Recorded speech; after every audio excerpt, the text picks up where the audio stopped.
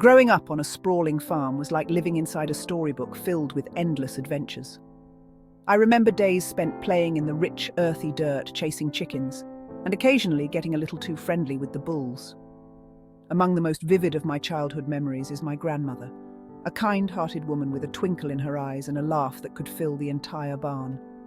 She was like the farm's very own healer, armed with a treasure chest of remedies that could cure just about anything. From soothing salves to pungent potions, she had a fix for every scrape, cough, or stress that life threw our way. Her remedies weren't just effective, they were woven into our daily lives.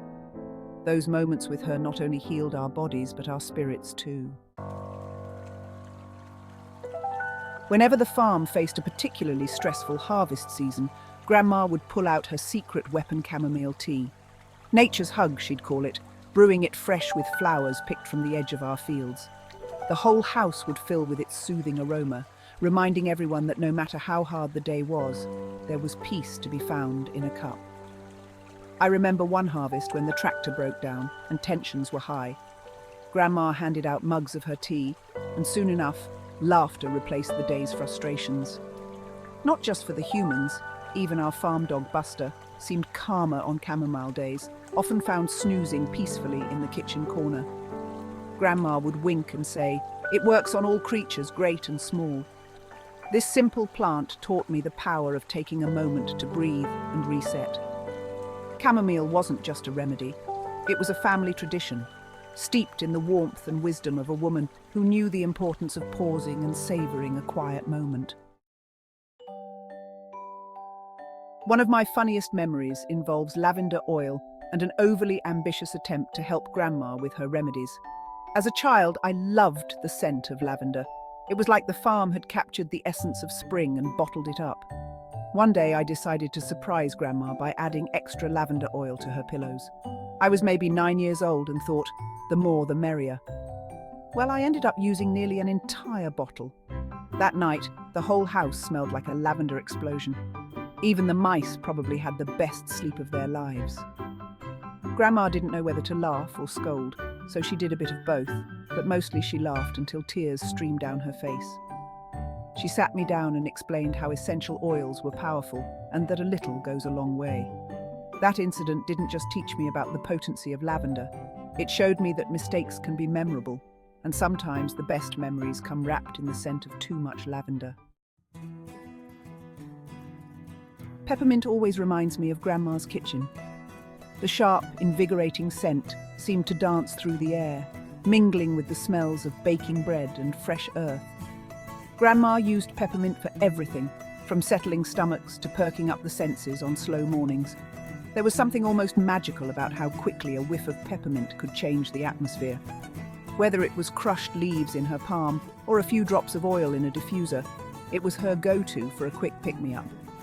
I remember one particularly sluggish afternoon when Grandma handed me a peppermint stick just before a big exam. "For sharpness and clarity, my dear," she'd say, her eyes sparkling with mischief and wisdom. Not only did I ace the exam, but I also felt connected to her, knowing she was rooting for me with every minty breath I took.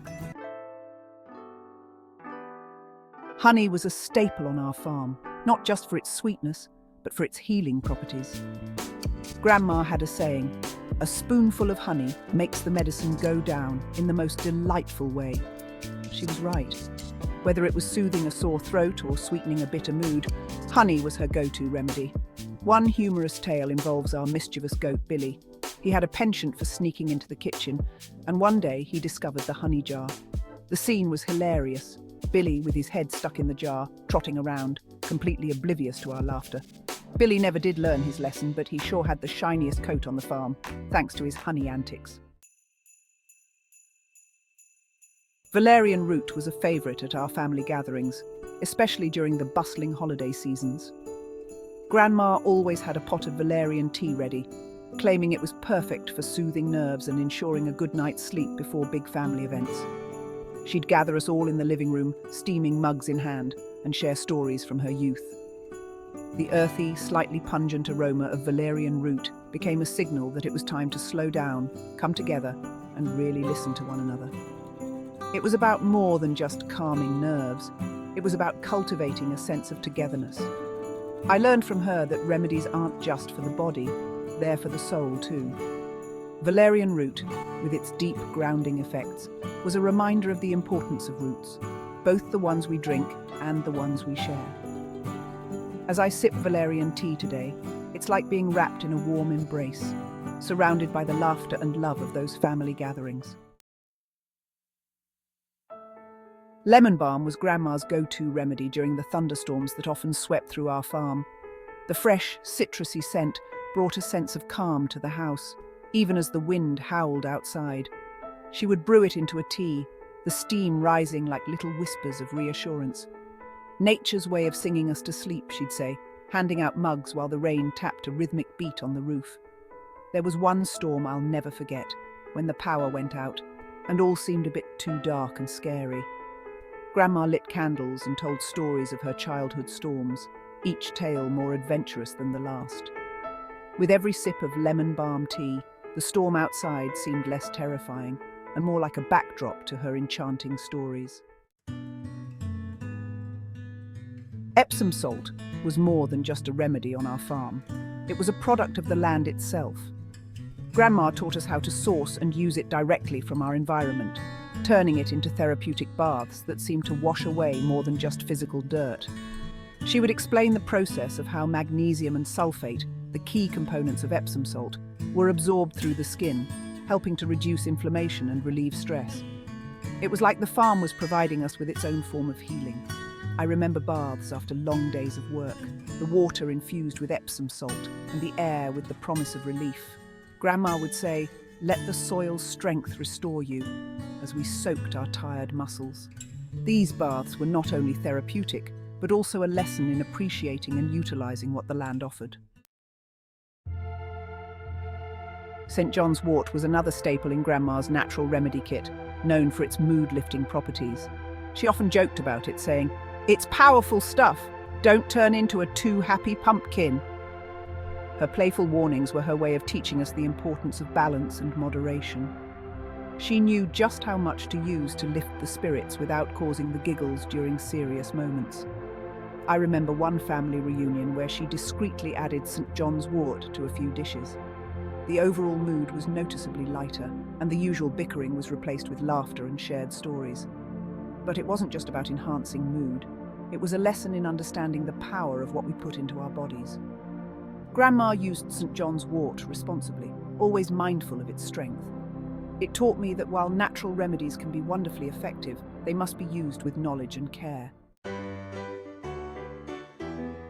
Garlic was not only essential for cooking on our farm, but also for its health benefits. Grandma kept it in quirky containers, each with its own story. There was one particular jar, shaped like a rooster, that always made us giggle. She believed in garlic's power to boost the immune system and often had us help peel cloves, which was as much a lesson in health as it was in patience. "It's strong, it's pungent, and it's good for you," she'd declare, as we'd all try not to let the tears from the peeling sting our eyes. Garlic was a constant presence in our kitchen and our lives, adding flavour and fortitude. Grandma would concoct mixtures of garlic and honey for coughs or colds, a remedy that was as effective as it was memorable. The aroma of garlic cooking could fill the house with warmth and wellness. Ginger root holds a special place in my heart, much like it did in Grandma's kitchen. It was the remedy she cherished most, used for everything from settling stomachs to warming spirits on cold days. She kept it in a beautiful ceramic pot right on the windowsill, where it caught the light and seemed to watch over the kitchen. "Ginger is the root of life," she'd say, grating it into pots and teas with a kind of reverence. I remember one chilly evening, everyone in the house feeling a bit under the weather, and Grandma brought out her famous ginger tea. The warmth from the tea and the love with which she made it seemed to chase away any gloom. Ginger wasn't just a spice for us, it was a symbol of her care and attention. It represented the warmth and security of home, a reminder that sometimes the simplest things can offer the greatest comfort. Throughout this journey into Grandma's treasure chest of remedies, we've revisited the simple, effective ways she kept us healthy and happy. These old-time remedies, from chamomile to ginger, aren't just about physical wellness, they're about maintaining a connection to the past and to the lessons learned from a life lived close to nature. Each remedy, infused with her wisdom and care, taught us more than just how to cure ailments. They taught us how to live, how to laugh, and how to love the simple things. So, as we conclude, let's not just remember these remedies as quaint old-time solutions. Let's keep them, and a bit of the farm, in our hearts, as reminders of where we come from and what truly sustains us.